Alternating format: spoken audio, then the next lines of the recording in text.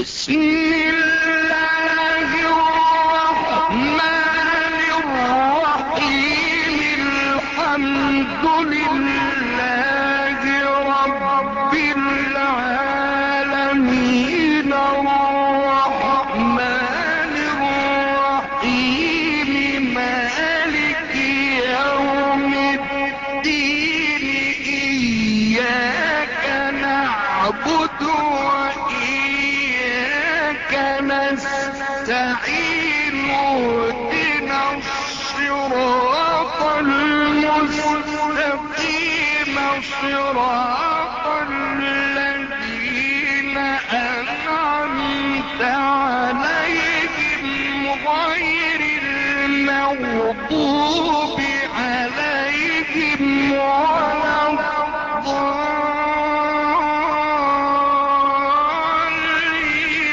بسم الله الرحمن الرحيم ألف لام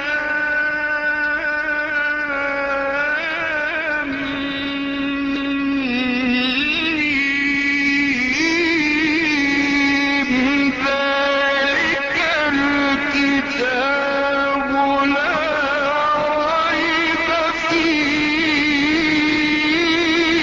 ريب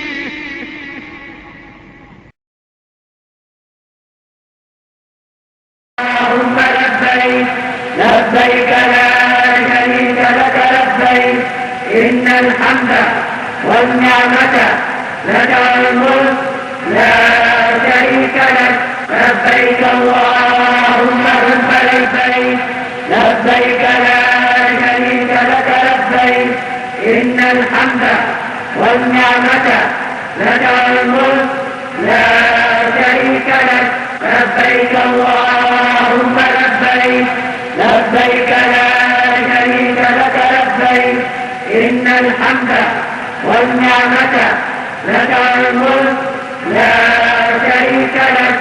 الله أكبر الله أكبر الله أكبر لا إله إلا الله. الله أكبر الله أكبر ولله الحمد. الله أكبر كبيرا والحمد لله كثيرا وسبحان الله بكرة وأصيلا. وصلى الله على سيدنا محمد وعلى آله وصحبه وسلم تسليما كثيرا. کرم مانگتا ہوں عطا مانگتا ہوں الہی میں تجھ سے دعا مانگتا ہوں. کرم مانگتا ہوں عطا مانگتا ہوں الہی میں تجھ سے دعا مانگتا ہوں. عطا کر تو شان کریمی کا صدقہ عطا کر دے شان رحیمی کا صدقہ. نہ مانگوں گا تجھ سے تو مانگوں گا کس سے.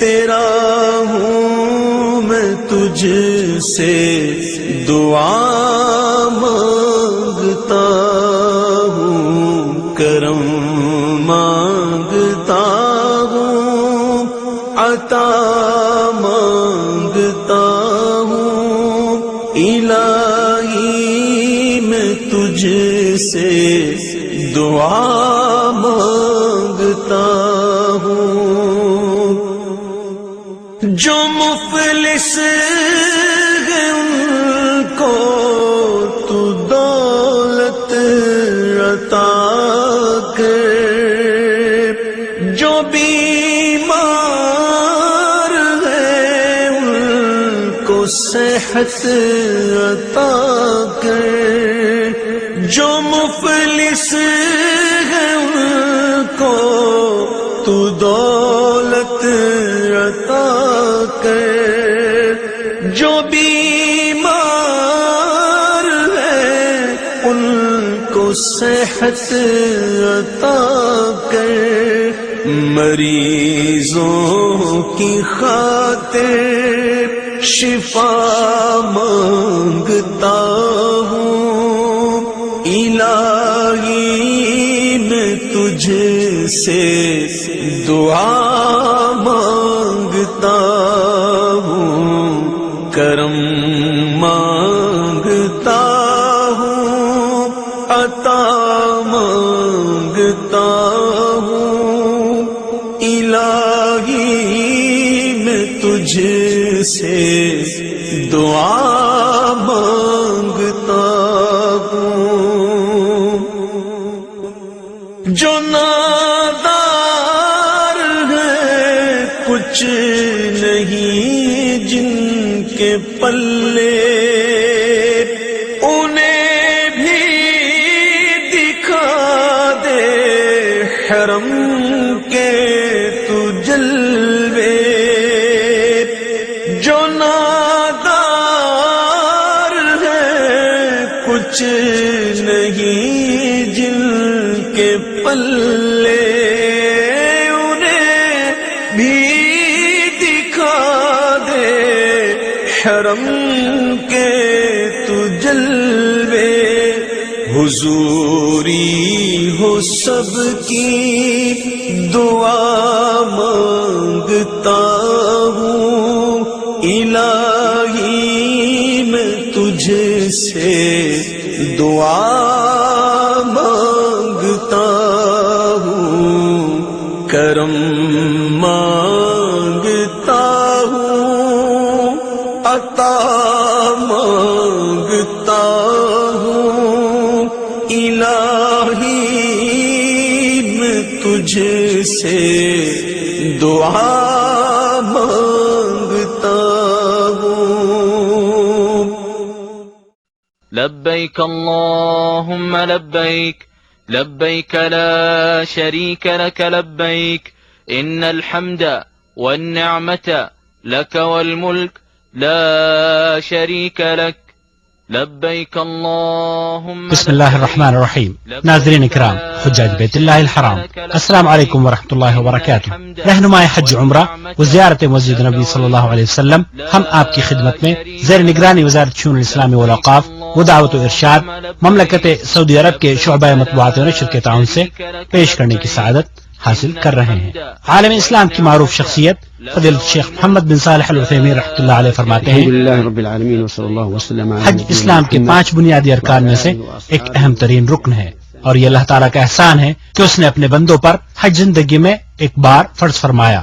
حجاج بیت اللہ الحرام کے لیے ضروری ہے کہ خلوص نیت سے صرف اللہ کی رضا کے لیے اپنے حج کے سفر کا آغاز کریں، کیونکہ حدیث قدسی ہے، میں شریکوں میں سب سے زیادہ شرک سے بے پرواہ ہوں، جس نے کوئی ایسا عمل کیا جس میں اس نے میرے ساتھ غیر کو شریک کیا تو میں اس کو اور اس کے شریک کو چھوڑ دیتا ہوں اور اس سے بیزار ہو جاتا ہوں۔ اور دوسری نصیحت میں حجاج کرام سے یہ کروں گا کہ اتباع رسول صلی اللہ علیہ وسلم کو اپنی تمام عبادات میں ملحوظ خاطر رکھیں، اور اپنے حج کے مبارک سفر سے پہلے حج و عمرے کے احکام کو تفصیل سے سیکھ لیں اور جان لیں، اور اس طریقے کو اختیار کریں جو اللہ کے رسول صلی اللہ علیہ وسلم سے ثابت ہو، کیونکہ آپ علیہ الصلوۃ والسلام نے حج کے تمام احکامات کو واضح فرما دیا، اور جب آپ نے حج کیا تو آپ اپنے صحابہ سے یہ فرما رہے تھے کہ مجھ سے اپنے حج کے مسائل سیکھ لو۔ وَإِذْ بَوَّأْنَا لِإِبْرَاهِيمَ مَكَانَ الْبَيْتِ أَلَّا تُشْرِكْ بِي شَيْئًا وَطَهِّرْ بَيْتِيَ لِلطَّائِفِينَ وَالْقَائِمِينَ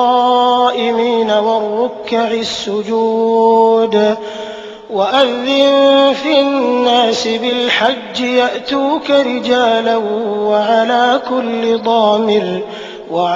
كل ضامر يأتين من كل فج عميق. مکہ المکرمہ، روئے زمین پر اللہ اور اس کے رسول صلی اللہ علیہ وسلم کو یہ شہر دنیا کے دوسرے شہروں سے زیادہ محبوب ہے. اس میں کعبہ ہے جو اللہ کی عبادت کے لیے بنائے جانے والا سب سے پہلا اور قدیم گھر ہے، مسلمانوں کا قبلہ اور ان کی دلی محبت کا مرکز ہے. یہی وہ جگہ ہے جس کی طرف دنیا میں بسنے والے مسلمان ہر روز 5 وقت اپنا رخ کرتے ہیں. ان کے دل اس عبادت گاہ کی زیارت کے لیے بے قرار رہتے ہیں. یہی وہ جگہ ہے جس کے لیے حج کا سفر کیا جاتا ہے. یہی وہ مقام ہے جس کا طواف کیا جاتا ہے. یہی وہ عظیم منزلت والی عبادت گاہ ہے جس کی تعمیر حضرت ابراہیم علیہ السلام نے کی. یہی وہ جگہ ہے جس کے ہر چیز کو امن و امان حاصل ہے. یہی وہ مقدس عبادت گاہ ہے جو دنیا میں بسنے والوں کو توحید و امن و سلامتی کا پیغام دیتی ہے. یہی وہ جگہ ہے جہاں ایک نماز 1,00,000 نماز کا درجہ رکھتی ہے. ان اول بیت وضع للناس للذی ببکة مبارکا وهدى للعالمین فيه آیات بینات مقام ابراہیم ومن دخله كان آمنا ولله على الناس حج البيت من استطاع إليه سبيلا ومن كفر فإن الله غني عن العالمين. اللہ رب العالمین نے اس دنیا میں بسنے والوں کی گمراہی کے اندھیروں کو دور کرنے کے لیے اپنے آخری نبی محمد صلی اللہ علیہ وسلم پر دین اسلام جیسی عظیم نعمت کا نزول فرمایا تاکہ آپ صلی اللہ علیہ وسلم جن و انس پر اس بات کو واضح فرما دیں کہ ان کی تخلیق کا مقصد اللہ رب العالمین کی عبادت ہے. فقد ثبت عن النبي صلى الله عليه وسلم رسول اکرم صلی اللہ علیہ وسلم نے ارشاد فرمایا اسلام کی بنیاد 5 چیزوں پر ہے. اس بات کی گواہی دینا کہ اللہ کے سوا کوئی معبود نہیں، اور یہ کہ محمد صلی اللہ علیہ وسلم اللہ کے آخری رسول ہیں، اور نماز قائم کرنا، زکوٰۃ دینا، رمضان کے روزے رکھنا اور حج بیت اللہ. حج اسلام کے ارکان میں سے ایک اہم ترین رکن ہے، اور اس وقت تک ایک شخص کا اسلام مکمل نہیں ہوتا جب تک کہ صاحب استطاعت حج نہ کر لے.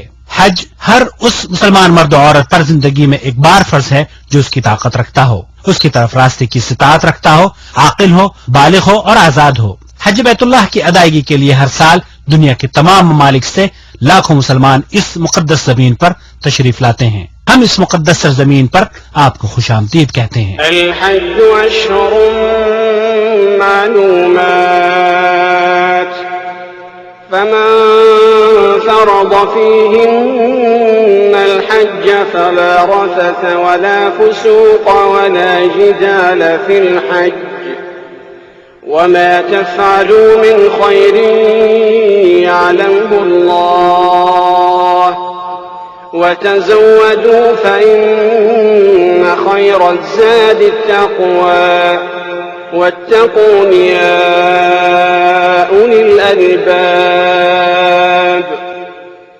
حجاج بیت اللہ الحرام کے لیے یہ جاننا ضروری ہے کہ حج کی 3 قسمیں مشروع ہیں، اور ہر حاجی کے لیے ضروری ہے کہ اسے اس بات کا بخوبی علم ہو کہ وہ حج کی کون سی قسم کے مطابق حج کر رہا ہے. حج کی وہ 3 قسمیں ہیں: حج تمتع، حج قران اور حج افراد. ان تینوں قسموں میں سب سے افضل حج حج تمتع ہے، کیونکہ اللہ کے رسول صلی اللہ علیہ وسلم نے اپنے اصحاب رضوان اللہ علیہم اجمعین کو حج تمتع ہی کی تاکید فرمائی. حج تمتع کی تعریف یہ ہے کہ حج کے مہینوں میں یعنی شوال، ذی القعدہ اور ذی الحج کے آخری عشرے میں عمرے کا احرام باندھے، عمرے سے مکمل طور پر فارغ ہونے کے بعد احرام کھول دے، اور پھر اسی سال 8ویں ذی الحجہ کو مکہ مکرمہ سے یا اس جگہ سے جہاں حاجی مقیم ہو حج کا احرام باندھے. حج تمتع کرنے والے پر قربانی واجب ہے، اور اگر جانور میسر نہ ہو پائے تو بدلے میں 10 روزے رکھے، 3 حج کے دوران اور 7 گھر واپس آ کر. اور حج قران یہ ہے کہ حج اور عمرے دونوں کا ایک ساتھ ہی احرام باندھے. ایسی حالت میں حج قربانی کے دن ہی حج اور عمرہ دونوں سے حلال ہوگا. حج قران کرنے والے کے لیے ضروری ہے کہ مکہ مکرمہ میں آنے کے بعد بیت اللہ کا طواف کرے، سعی کرے اور اپنے احرام کو نہ کھولے. حج قران کرنے والے پر بھی قربانی واجب ہے، اور اگر جانور میسر نہ ہو پائے تو بدلے میں 10 روزے رکھے، 3 حج کے دوران اور 7 گھر واپس آ کر. اور حج افراد یہ ہے کہ حاجی صرف حج کی نیت کرے اور مکہ مکرمہ میں داخل ہونے کے بعد طواف قدوم کرے، سعی کرے اور یوم نحر تک اپنے احرام کو نہ کھولے۔ حج افراد کرنے والے پر قربانی واجب نہیں۔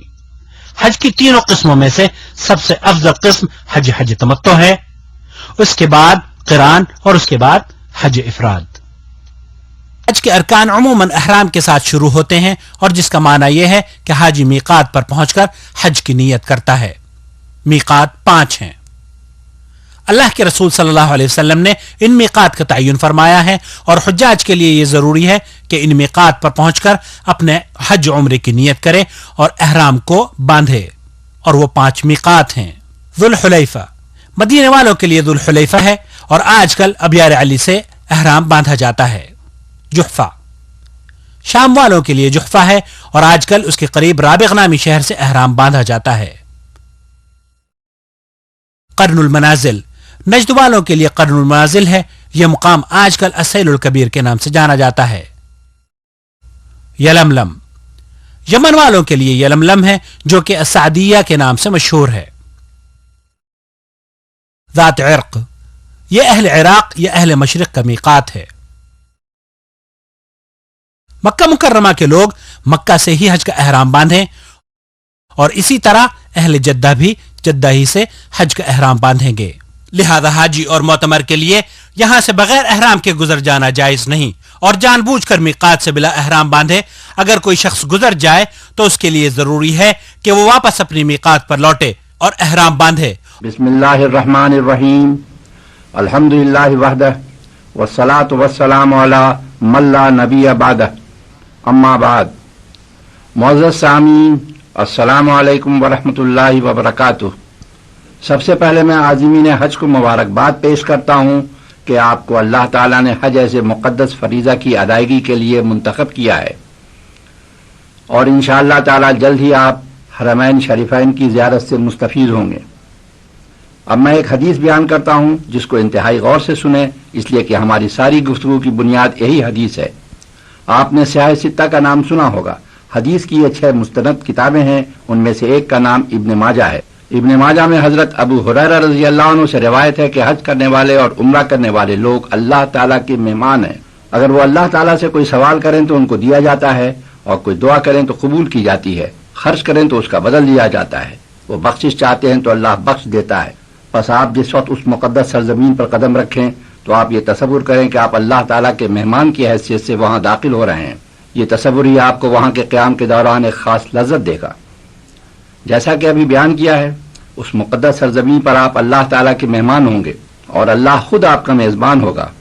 حدیث قدسی میں ہے کہ میزبان یعنی اللہ تعالیٰ نے آپ کی خاطر مدارات کے لیے اپنے سارے دروازے کھول دیے، اور میزبانی کے پورے حقوق ادا کرنے کو تیار ہے، اور کہتا ہے کہ جو دل میں آئے مانگو میں عطا کروں گا۔ یہ تو وہ سلوک ہے جو میزبان یعنی اللہ تعالیٰ آپ کے ساتھ کر رہا ہے۔ آپ غور کریں کہ مہمان کو بھی یعنی آپ کو بھی کچھ کرنا ہے۔ میزبان یعنی اللہ تعالیٰ کے بھی کچھ حقوق ہیں جن کا آپ کو خیال رکھنا ہے۔ اللہ تعالیٰ کے کیا حقوق ہیں جن کا آپ کو خیال رکھنا ہے؟ حج کے مسائل، اس کے شرائط، ارکان اور آداب، حقیقت میں وہ حقوق ہیں جو مہمان ہونے کی حیثیت سے آپ کے ذمہ عائد ہوتے ہیں۔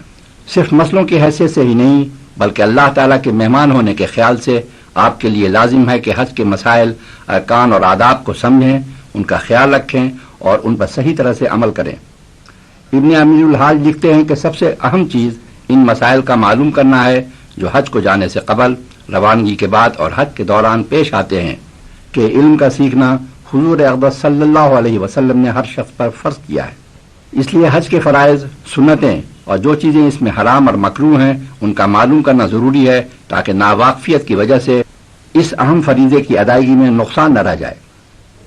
ایک بات یہ تو سوچیں کہ آپ میں سے زیادہ تر وہ لوگ ہیں جو ایک دفعہ سے زیادہ حج کا خرچ برداشت نہیں کر سکتے ہیں، یعنی یہ موقع زندگی میں صرف ایک بار آتا ہے۔ کتنا بڑا نقصان ہوگا اگر اس ایک موقع سے پورا فائدہ نہ اٹھائیں، یعنی اس ایک موقع پر ارکان صحیح ادا نہ ہوں۔ یہ بہت ہی اہم بات ہے جس کو یاد رکھیں۔ اب چند الفاظ گروپ لیڈر اور نائب گروپ لیڈر صاحبان کی توجہ کے لیے کہتا ہوں۔ حدیث میں ہے کہ جس طرح کی خدمت مسلمان کی جائے اسی طرح کی مدد اللہ کی طرف سے ہوتی ہے۔ جو مسلمان کو روٹی کھلائے گا اللہ تعالیٰ اس کی روٹی کا انتظام کرے گا، جس کو مسلمانوں کی نماز کی فکر ہوگی اللہ تعالیٰ اس کی نماز کی حفاظت اور ترقی کا انتظام کرے گا۔ اسی طرح اگر آپ کو یہ فکر رہے کہ آپ کے ساتھی حج کے مسائل اور آداب سیکھیں اور ارکان صحیح طرح سے ادا کریں تو اللہ تعالیٰ کو آپ کے حج کی صحیح ادائیگی کی فکر ہوگی۔ دوسرے لفظوں میں آپ کا یہ عمل آپ کے اپنے حج کی مقبولیت کا ایک بہت بڑا سبب بن جائے گا۔ اس لیے آپ کو یہ مشورہ ہے کہ آپ اپنے گروپ کے لوگوں کو اکٹھا کریں، بار بار چھوٹا سا اجتماع کریں اور بار بار مسائل اور ارکان بتلائیں۔ پہلے خود بتلائیں، پھر آپ کے ساتھی باری باری دوسروں کو بتلائیں، اور اس طرح کئی بار دہرانے سے یہ ارکان اور مسائل ذہن میں بیٹھیں گے۔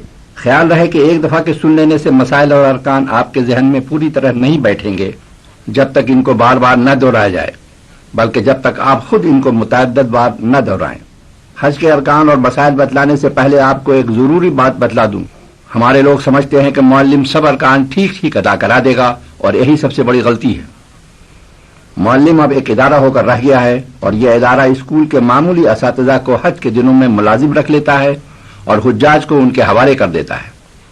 ان کی زبان عربی ہے، اس لیے یہ عربی میں بات کرتے ہیں اور ہمارے لوگ ان کو عالم سمجھتے ہیں۔ حقیقت یہ ہے کہ ان معلم حضرات کی اکثریت خود بھی کچھ نہیں جانتی ہے، اور ہمارے لوگ زیادہ تر غلطیاں انہی کی دیکھا دیکھی میں کرتے ہیں۔ دوسری بات یہ کہ ہمارے حاجیوں کو ایسی کتابیں نہیں ملتی ہیں جن میں مناسک اور مسائل مکمل اور صحیح طریقے سے لکھے ہوں۔ ایسی کتابیں ہیں، لیکن اول تو وہ قیمتاً بازار سے خریدنی پڑیں گی، اور دوسرے وہ اتنی موٹی کتابیں ہیں کہ ان کو دیکھ کر لوگ گھبرا جائیں۔ اس کے علاوہ نئے آدمی کے لیے یہ مشکل کام ہے کہ صحیح کتاب کا انتخاب کرے۔ آج کل یہ رواج ہو گیا ہے کہ لوگ طواف کے 7 چکر کی 7 دعاؤں پر مشتمل کتاب چھپوا کر تقسیم کراتے رہتے ہیں۔ آپ احرام کی چادر خریدنے جائیں گے تو وہاں سے ایک ایسی ہی کتاب مل جائے گی، لیکن آپ کو ایسی کتاب مشکل سے ملے گی جو یہ بتلائے کہ کیا کرنا چاہیے، کیا نہ کرنا چاہیے، کون سا کام مکروہ ہے، کون سا حرام ہے اور کون سا خلاف سنت ہے۔ اب میں آپ کو ایک کتاب کی طرف متوجہ کرتا ہوں۔ مسائل اور ارکان اور آداب سے متعلق ایک کتاب ہے جس کا نام ہے مسائل و معلومات حج و عمرہ، جس کو اس ناچیز محمد معین الدین احمد نے تالیف کیا ہے۔ اس کتاب کی 2 خصوصیتیں ہیں۔ اول یہ کہ حنفی مذہب کے دونوں مسالک یعنی دیوبندی اور بریلوی دونوں فرقوں کے پاکستان کے جید اور چوٹی کے علماء اکرام اور مفتی صاحبان نے اس کی توثیق اور تصدیق کی ہے، اور ان کی سرٹیفکیٹ کی فوٹو کاپی ہر کتاب میں لگی ہوئی ہے۔ اس کتاب میں دیوبندی مسلک کے جامعۃ العلوم الاسلامیہ بنوری ٹاؤن کراچی کے شیخ الحدیث مولانا مفتی ولی حسن صاحب کی تقریر ہے۔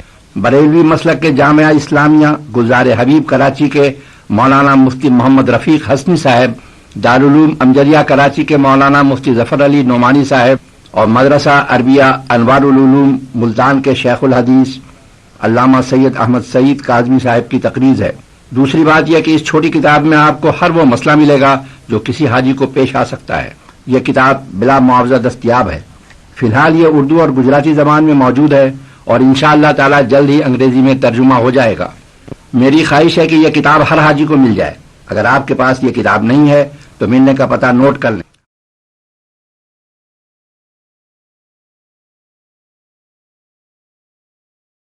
اس کیسٹ میں آپ جتنے مسائل سنیں گے وہ اسی مستند کتاب سے لیے گئے ہیں۔ اس کتاب کو پڑھیں اور اس کیسٹ کو بار بار سنیں، انشاءاللہ تعالی سارے مسائل آپ کے ذہن نشین ہو جائیں گے۔ حج پر روانگی سے پہلے سمجھیں کہ آقا کی طلبی پر غلام اس کے آستانے پر حاضری کا قصد کرتا ہے اور قبولیت کا امیدوار ہو کر وطن چھوڑ رہا ہے، اور اس طرح نکلیں کہ دنیا چھوڑ رہے ہیں۔ کسی پر زیادتی یا ظلم کیا ہو تو اس سے معافی مانگیں، اگر کسی کا حق ہو تو اس کو ادا کریں، کسی کا دل دکھایا ہو یا ناحق ستایا ہو تو اس سے معافی مانگیں۔ علماء اور فقہا کا کہنا ہے کہ حرام مال سے کیا ہوا حج مقبول نہیں ہوتا ہے، بس جو کوئی حج کا ارادہ کرے اور اس کے مال میں شبہ ہو تو وہ قرض لے کر حج کرے اور پھر اپنے اس مال سے قرض ادا کر دے۔ اب آپ کو حج کا طریقہ اور اس کے ارکان بتلاتا ہوں۔ پاکستان سے جانے والے زیادہ تر لوگ حج تمتع کرتے ہیں، یعنی یہاں سے عمرہ کا احرام باندھ کر جاتے ہیں، عمرہ سے فارغ ہو کر مکہ مکرمہ میں قیام کرتے ہیں اور 8 ذوالحجہ کو حج کے لیے نیا احرام باندھتے ہیں۔ اب حج تمتع کرنے کا طریقہ مفصل سنیں، لیکن اس سے پہلے ایک بات یاد رکھیں، عمرہ اور حج میں بہت ساری چیزیں سنت ہیں، اگر ان کو چھوڑ دیا تو حج تو پورا ہو جائے گا، لیکن ہماری یہ کوشش ہونی چاہیے کہ کوئی بھی سنت یا مستحب عمل چھوٹنے نہ پائے تاکہ زیادہ سے زیادہ ثواب حاصل ہو۔ خیال رہے کہ سنت کا اتباع بہت ضروری ہے، اس لیے کہ یہ رسول اللہ صلی اللہ علیہ وسلم سے قربت اور محبت پیدا کرتا ہے۔ ہم سب لوگوں کو عمرہ اور حج اس طرح کرنے کی کوشش کرنی چاہیے جس طرح رسول اللہ صلی اللہ علیہ وسلم نے کیا اور کر کے امت کو بتلایا۔ مستحب ہے کہ روانگی سے پہلے اپنے دونوں ہاتھ پیروں کے ناخن کتروا لیں، دونوں بغلوں کے بال اور زیر ناف بال صاف کرا لیں اور صابن وغیرہ سے نہا لیں تاکہ اچھی طرح صفائی حاصل ہو جائے۔ غسل کرتے وقت یہ نیت کریں کہ یہ غسل احرام باندھنے کے لیے کر رہے ہیں۔ غسل اور وضو احرام کے لیے شرط نہیں ہے اور نہیں واجبات احرام میں سے ہے، لیکن ان کو ترک کرنا مکروہ ہے کہ بلا عذر سنت مؤکدہ کو ترک کر دیا۔ اس کے بعد احرام کی 2 بغیر سلی ہوئی چادر باندھ لیں۔ یہاں اس بات کا خاص خیال رکھیں کہ احرام کی اوپر والی چادر اس طرح باندھیں کہ دونوں شانے ڈھکے ہوں۔ ایک ادارہ کی طرف سے بنی ہوئی جو فلم میں نے دیکھی ہے اس میں احرام باندھنے کے بعد اوپر والی چادر کو داہنی بغل سے نکال کر بائیں کندھے پر ڈال دیا ہے، یعنی احرام باندھنے کے ساتھ ہی استوا کرنا بتلایا ہے۔ یہ بالکل غلط ہے اور خلاف سنت ہے۔ استوا صرف طواف کرتے وقت ہے، اور وہ بھی ہر طواف میں نہیں بلکہ صرف اس طواف میں جس کے بعد صحیح کرنی ہے۔ خاص طرح سے یاد رکھیں کہ طواف سے پہلے یا طواف کے بعد احرام میں استوا مسنون نہیں ہے۔ عوام الناس نے احرام کی حالت میں ہر وقت استوا کرنے کو معمول بنا لیا ہے، اس سے بچنا چاہیے۔ نماز پڑھتے وقت دونوں کندھے ڈھکے ہوئے ہونے چاہیے، کیونکہ نماز کی حالت میں دونوں یا ایک کندھا کھلا ہوا ہونا مکروہ ہے۔ احرام میں ایسا جوتا پہننا منع ہے جس میں قدم کی بیچ کی اٹھی ہوئی ہڈی چھپ جائے، اس لیے عام طرح سے 2 پٹی والی سلیپر پہنتے ہیں۔ اس وقت آپ بھی ایسی چپل استعمال کریں۔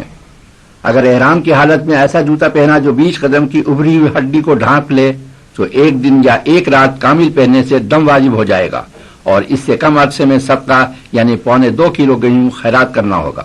اگر 1 گھنٹے سے کم پہنا تو 1 مٹھی گندم۔ آپ کو کچھ لوگ مشورہ دیں گے کہ ایئرپورٹ پر احرام باندھ لیں۔ میرے نزدیک یہ غلط مشورہ ہے۔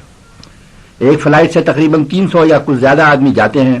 ایک تو یہ کہ اتنے لوگوں کا تھوڑے وقت میں ایئرپورٹ پر احرام باندھنا مشکل ہوگا، دوسری یہ کہ غسل، وضو، نماز اور اپنی قیام گاہ کے کمرے میں بند ہو کر گڑگڑا کر دعا مانگنے وغیرہ کی جو سہولت آپ کو گھر پر ملے گی، اس کے لیے اتنے سارے آدمیوں کے درمیان ایئرپورٹ پر نہ تو جگہ ہوگی اور نہ سہولت۔ اس لیے بہتر ہے کہ گھر ہی سے احرام باندھ کر روانہ ہوں۔ احرام کی چادر باندھنے کے بعد اگر مکروہ وقت نہ ہو تو سر ڈھانک کر پہلے 2 رکعت نماز توبہ کی نیت سے پڑھیں، اس کے بعد درود شریف پڑھیں، سچے دل سے اپنے پچھلے چھوٹے بڑے گناہوں سے توبہ کریں، زبان سے استغفار کریں، دل میں گزشتہ گناہوں پر نادم ہوں، اور آئندہ کے لیے پختہ ارادہ کریں کہ پھر کبھی ایسا نہیں کریں گے۔ جس قدر عاجزی سے رونا گڑگڑانا ممکن ہو اس میں کمی نہ کریں، نہایت خشوع سے دعا مانگیں اور اللہ تعالیٰ سے معافی کے طلبگار ہوں۔ اس کے بعد اگر مکروہ وقت نہ ہو تو سر ڈھانک کر 2 رکعت نماز احرام کی نیت سے پڑھیں، یہ بھی سنت ہے۔ لیکن اگر مکروہ وقت ہو جیسے صبح صادق یعنی فجر کی اذان کے وقت کی ابتدا سے اشراق کے وقت تک، یا عصر کی نماز کے بعد سے مغرب کی اذان تک، تو پھر بغیر نماز کے احرام باندھ لیں۔ نماز سے فارغ ہونے کے بعد سر سے ٹوپی یا کپڑا ہٹا لیں، بیٹھ کر احرام کی نیت کریں۔ یہ آپ کی مرضی پر ہے کہ نیت عربی میں کریں یا اردو میں۔ احرام کے لیے اگر اردو میں نیت کریں تو اس طرح کریں: یا اللہ، میں عمرے کی نیت کرتا ہوں، خالص تیری رضا اور خوشنودی کے لیے اس کو آسان کر دے اور قبول فرما لے۔ اس کے بعد بلند آواز سے تلبیہ پڑھیں، یعنی لبیک اللہم لبیک لبیک لا شریک لک لبیک ان الحمد والنعمت لک والملک لا شریک لک۔ 1 دفعہ تلبیہ پڑھنا احرام کے لیے شرط ہے اور 3 دفعہ پڑھنا سنت ہے۔ خیال رہے کہ صرف 2 چادر باندھ دینے سے محرم نہیں ہوتا ہے۔ بعض لوگ یہ سمجھتے ہیں کہ ان چادروں کو 1 دفعہ باندھ دینے کے بعد نہیں کھول سکتے ہیں، یہ غلط ہے۔ یہ چادر اگر ناپاک ہو جائے یا کسی اور وجہ سے اگر چاہیں تو اس کو جتنی بار دل چاہے بدل سکتے ہیں۔ تلبیہ پڑھنے کے بعد نبی کریم صلی اللہ علیہ وسلم پر درود شریف پڑھیں، پھر جو دعا چاہے مانگے۔ یاد رکھیں کہ تلبیہ حاجی کا خاص ترانہ ہے۔ دراصل یہ حضرت ابراہیم علیہ السلام کی پکار کا جواب ہے۔ حضرت ابراہیم علیہ السلام نے اللہ کے حکم سے اللہ کے بندوں کو پکارا تھا کہ آؤ اللہ کے در پر حاضری دو۔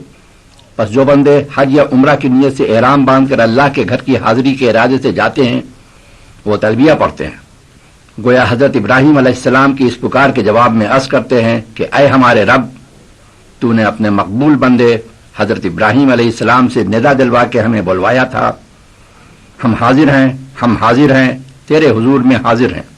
جامع ترمذی اور سنن ابن ماجہ میں حضرت سہل بن سعد رضی اللہ عنہ سے روایت ہے کہ اللہ کا مومن اور مسلم بندہ جب حج اور عمرہ کا تلبیہ پکارتا ہے اور کہتا ہے लब्बैक अल्लाहुम्मा लब्बैक लब्बैक ला शरीक लक लब्बैक इन्नल हम्दा वन निअमत लक वल मुल्क ला शरीक लक। तो उसके दाहिने तरफ और बाईं तरफ अल्लाह की जो भी मखलूक होती है, खा वो बेजान पत्थर या दरख्त या ढेले हों, वो भी उस बंदे के साथ लब्बैक कहती हैं, यहाँ तक कि जमीन इस तरफ से उस तरफ तमाम हो जाती है, यानी सारी रूए जमीन की हर चीज लब्बैक कहती है। बस ये खास तराना यानी तलबिया कसरत से पढ़ते रहें।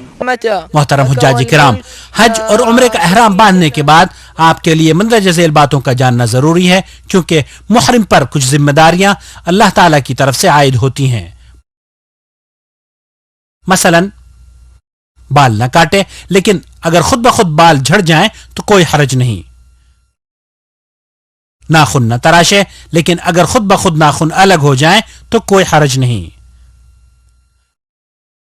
अपने जिस्म पर और खाने पीने की अशिया में खुशबू न इस्तेमाल करें, लेकिन एहराम की नियत करने से पहले जो खुशबू लगाई थी अगर उसका कोई असर बाकी हो तो कोई हरज नहीं। किसी शिकार के जानवर को न मारे, न बिदकाए और न ही दूसरों की इस काम में मदद करे। कोई मुहरिम या गैर मुहरिम हुदूद हरम के अंदर किसी दरख्त को न काटे और न ही कोई हरा पौधा उखाड़े और न ही कोई गिरी हुई या खोई हुई चीज उठाए। अलबत्ता अगर नियत उस चीज के बारे में ऐलान करना हो तो फिर उठाना जायज है। और जब तक एहराम में हो शहवत के साथ औरत से मुबाशरत और हमबिस्तरी न करे। अगर अजनबी मर्दों का सामना हो रहा हो तो फिर चेहरे को ओढ़नी या किसी और चीज से छुपाना वाजिब है, वैसे ही जैसे कि गैर हालत एहराम में वाजिब है। एहराम की हालत में मर्दों पर अपने सर को ढांकना जायज नहीं, लेकिन छतरी से या गाड़ी की छत से या अपने सामान को सर पर उठाने में अगर सर छुप जाए तो कोई हरज नहीं। कमीज, पायजामा या कोई दूसरा सिला हुआ कपड़ा पूरे जिस्म या जिस्म के कुछ हिस्से के लिए इस्तेमाल न करें। إذا لم يجد إزارا فيلبس السراويل أو إذا لم يجد نعلين فيلبس الخفين ولا حرج। ऐसे जूते भी इस्तेमाल न करें जो टखनों को छुपा दें। अलबत्ता आम जूते और चप्पल पहनना, अंगूठी पहनना, चश्मा लगाना, घड़ी बांधना, ईयरफोन इस्तेमाल करना, बेल्ट और पर्स इस्तेमाल करना। और अगर एहराम गंदा हो जाए तो उसे बदलना मुहरिम के लिए जायज है। सर और जिस्म को धोना भी जायज है, और अगर मुहरिम के कोई जख्म लग जाए तो कोई हर्ज नहीं। जद्दा होते हुए मक्का मुकरमा पहुंचे। ख्याल रहे कि अब आप उस शहर में दाखिल हो रहे हैं जहां बैतुल्लाह है। मक्का मुकरमा में निहायत अदब और इनकिसारी से दाखिल हों। यहाँ आशिकाना आने की जरूरत है। बराना सर, कफन बरदोश, परेशान हाल, यही मक्का के आदाब हैं। अपने दीनी और दुनियावी मकासद के लिए दुआ करते हुए और अपने गुनाहों की माफी के लिए इस्तिग़फ़ार करते हुए चलें, और समझें कि आप एक कैदी हैं जो बख्शने वाले बादशाह के सामने पेश हो रहे हैं। हजरत अब्दुल्ला इब्न अब्बास रजी अल्लाह अन्हु से रिवायत है कि अंबिया इकराम अलैहिमुस्सलाम जिस वक्त हरम में दाखिल होते थे तो नंगे पैर और पैदल चलते थे, और तवाफ और दीगर मनासिक इसी तरह अदा करते थे। मक्का मुकरमा पहुंचकर सामान वगैरह अपनी क़यामगाह पर रखकर पहली फुर्सत में उम्रा अदा करने के लिए हरम शरीफ जाएं। अफजल है कि मस्जिद हराम में बाबू सलाम से दाखिल हों, लेकिन अपनी आसानी के लिहाज से किसी भी दरवाजे से दाखिल हो सकते हैं। ख्याल रहे कि बाबू सलाम मसा यानी सफा मरवा के दरमियान सब्ज मीलों से कुछ आगे मशरिक की तरफ है, और आप मक्का मुकरमा में नए नए होंगे। आपकी राइशगाह से जो भी दरवाजा आपको करीब मिले उससे दाखिल हो जाएं। जिस तरह और मसाजिद के लिए हुक्म है, इसी तरह यहाँ भी बिस्मिल्लाह वस्सलातु वस्सलामु अला रसूलिल्लाह कहते हुए पहले दायां पांव अंदर रखें और फिर ये दुआ पढ़ें। बिस्मिल्लाहि वस्सलातु वस्सलामु अला रसूलिल्लाह रब्बिग़फिर ली ज़ुनूबी वफ्तह ली अबवाब रहमतिक। बहुत ही छोटी सी दुआ है, अगर याद न हो तो याद कर लें। जो लोग यह दुआ याद नहीं कर सकते हैं वो सिर्फ दरूद शरीफ पढ़ते रहें।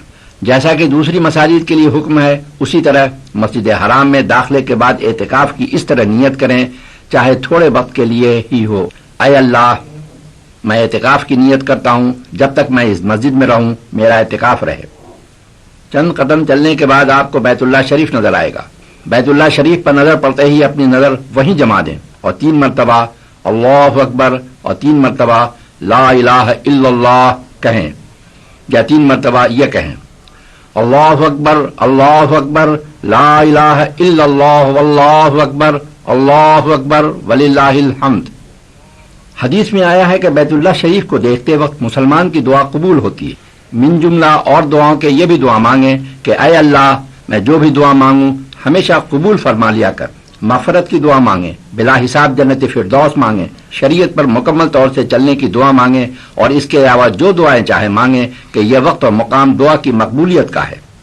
میانہ روی کے ساتھ تلبیہ، دعائیں اور درود شریف پڑھتے ہوئے بیت اللہ شریف کی طرف طواف کے لیے آئیں.